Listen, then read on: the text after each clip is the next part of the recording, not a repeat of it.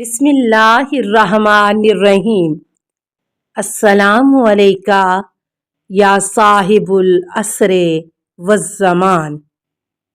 کیا اسے خلیفہ بنائیں گے جو زمین میں فساد کرے گا اور خون ریزی کرے گا؟ یہاں تک کہ فرشتوں کو یہ احساس ہوا کہ ان سے خطا اور غلطی سرزد ہوئی ہے، تب انہوں نے عرش الہی کی پناہ لی اور 7 مرتبہ عرش کے گرد طواف کیا اور اللہ تعالیٰ سے معافی اور بخشش کی درخواست کی۔ اللہ تعالیٰ ان سے راضی اور خوش ہوا اور ارشاد فرمایا، تم زمین پر اتر جاؤ اور زمین پر ایک ایسا گھر بناؤ جہاں اگر میرے بندوں میں سے کوئی گناہ سر انجام دے اور اس گھر کی پناہ لے اور تمہاری طرح اس گھر کا طواف کرے تو میں اس سے راضی ہو جاؤں جیسا کہ تم سے راضی ہوا ہوں۔ تب فرشتوں نے خانہ کعبہ کی تعمیر کی۔ اس شخص نے عرض کیا، اے ابو جعفر، امام محمد باقر آپ علیہ السلام نے درست ارشاد فرمایا، اب مجھے حجر اسود کی تاسیس کے بارے میں بتائیں۔ امام علیہ السلام نے فرمایا کہ جب اللہ تعالیٰ نے اولاد آدم سے عہد و پیمان لیا، اس وقت ایک ایسی نہر جاری تھی جو شہد سے زیادہ شیریں اور دودھ سے زیادہ سفید تھی۔ اس وقت قلم کو حکم دیا کہ اس نہر کو سیاہی بنا کر اولاد آدم علیہ السلام کے اعتراف و اقرار کو اور جو کچھ قیامت کو واقعہ ہوگا اسے محفوظ رکھنے کے لیے لکھ دے۔ پھر اس کتابت کو یہ پتھر نگل گیا۔ اسی لیے اس پتھر کو چومنا در حقیقت اپنے اس اقرار اور اعتراف پر قائم رہنا ہے۔ میرے والد گرامی امام سجاد علیہ السلام جب بھی رکن کعبہ کو چومتے تھے تو ارشاد فرماتے تھے، پروردگار، میں نے اپنی امانت ادا کر دی اور اپنے عہد و پیما کی تجدید کی تاکہ یہ پتھر میری وفاداری پر گواہ بن جائے۔ مرد شامی نے عرض کیا، اے ابو جعفر، آپ نے صحیح فرمایا۔ یہ کہہ کر وہ اٹھا اور خدا حافظ کہہ کر چلا گیا۔ جب وہ تھوڑا دور نکل گیا تو حضرت امام محمد باقر علیہ السلام نے اپنے بیٹے حضرت امام جعفر صادق علیہ السلام سے فرمایا کہ آپ ان کے پیچھے جائیں اور انہیں میرے پاس واپس لائیں۔ امام صادق علیہ السلام کوئی صفا تک اس کے پیچھے گئے لیکن انہیں موجود نہ پایا۔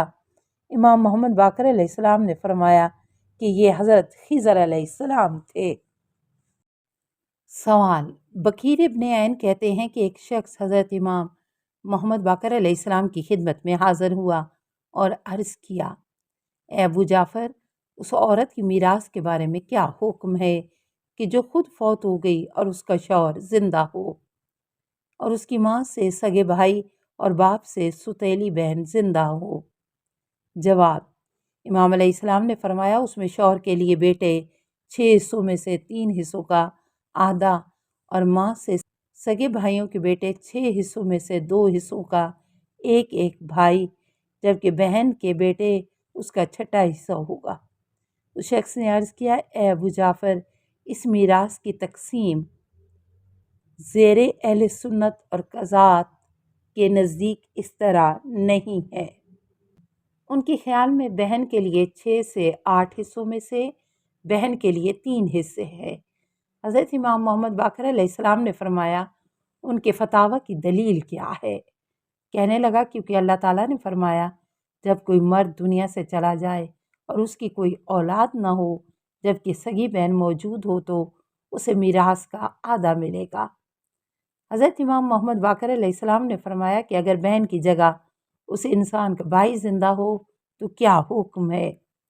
کہنے لگا، اس صورت میں بھائی کے لیے 1/6 کے علاوہ کچھ نہیں بچے گا۔ تو امام علیہ السلام نے فرمایا، تو پھر کس سبب سے تم لوگ جب بہن کے لیے اعتراض کرتے ہو اور بھائی کا حصہ اسے کم کرتے ہو، جبکہ اللہ تعالیٰ نے عورت کے لیے مرد کی نسبت میراث سے آدھا حصہ مقرر کیا ہے، کیونکہ اللہ نے بھائی کے لیے پورے کا پورا حصہ مقرر کیا ہے جبکہ پورا آدھے سے زیادہ ہے۔ اللہ تعالیٰ فرماتے ہیں، بہن کے لیے میراث کا آدھا حصہ ہے اور کوئی بہن دنیا سے گزر جائے اور اس کی کوئی اولاد نہ ہو تو بھائی کو اس کی پوری میراث ملے گی۔ تو یہ کیسے ممکن ہے کہ جسے اللہ کے تمام اموال کا وارث قرار دیا جائے تم اسے میراث سے کچھ نہ دے رہے ہو اور بھائی کو اپنے حصے میں 1/6 حصہ دے رہے ہو، اور جس کے لیے اللہ تعالیٰ نے آدھا حصہ مقرر کیا ہے اسے پورے کا پورا دیتے ہو۔ اس شخص نے عرض کیا اللہ تعالیٰ آپ کو خوش رکھے، یہ کیوں کر ممکن ہے کہ ہم بہن کو آدھا حصہ دیں اور بھائی کو کچھ نہ دیں؟ امام محمد باقر علیہ السلام نے ارشاد فرمایا، وہ کہتے ہیں کہ ماں، شوہر، مادری بھائی، پدری بہن کے لیے شوہر کے لیے 6 میں سے 3 حصوں کا آدھا دیا جائے گا، جبکہ ماں کو 1/6، مادری بھائی کو 1/3 اور خواہر پدری کو ان 3 حصوں کا آدھا جو 6 حصوں سے بچا ہے۔ کہنے لگا جی ہاں اسی طرح کہتے ہیں۔ امام علیہ السلام نے فرمایا کہ اگر بہن کی جگہ پدری بھائی ہو تو اس کے لیے کیا حکم ہے؟ کہنے لگا کہ اس کے لیے کچھ بھی باقی نہیں بچتا۔ پھر امام علیہ السلام سے عرض کیا اللہ تعالیٰ آپ پر رحمت فرمائے، اس سلسلے میں آپ کا کیا خیال ہے؟ امام علیہ السلام نے فرمایا پدری اور مادری بھائی نیز پدری بھائی کے لیے ماں کے ہوتے ہوئے کچھ نہیں بچے گا۔ سوال: جابر کہتے ہیں کہ میں نے حضرت امام محمد باقر علیہ السلام کی خدمت میں عرض کیا جوتوں پر مسح کے سلسلے میں اصحاب پیغمبر کے درمیان کیسے اختلاف ہوا؟ جواب: امام علیہ السلام نے فرمایا کہ اصحاب میں سے ایک شخص رسول خدا صلی اللہ علیہ وسلم سے ایک حدیث کشا تھا، لیکن اس حدیث کی ناسخ کے پہلے حکم کے خاتمے کا اعلان اس سے پوشیدہ رہتا تھا اور اسے پہلی حدیث کے ناسخ کے متعلق علم نہیں تھا۔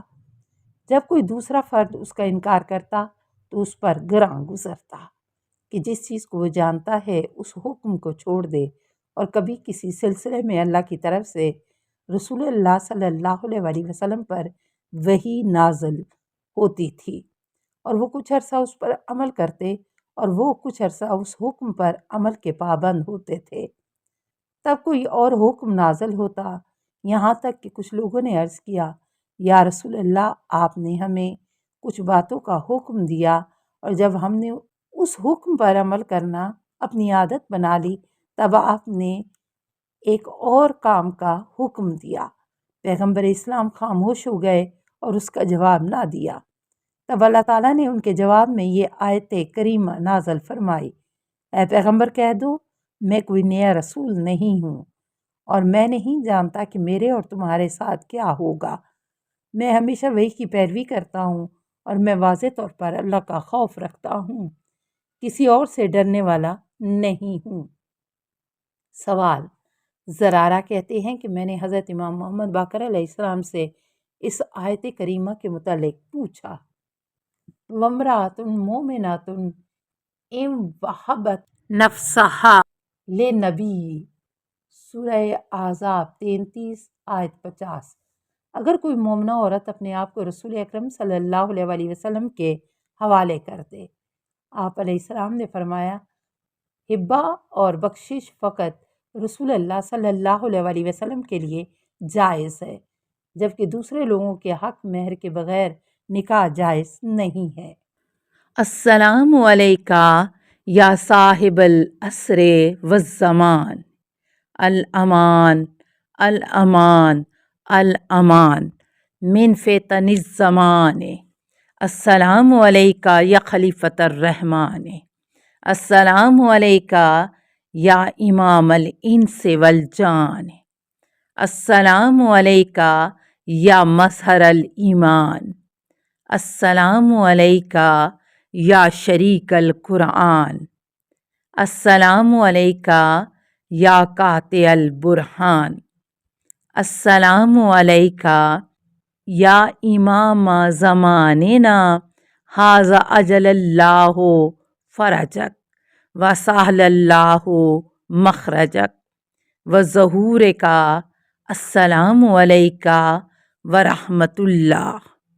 اللہم صلی علی محمد وآل محمد۔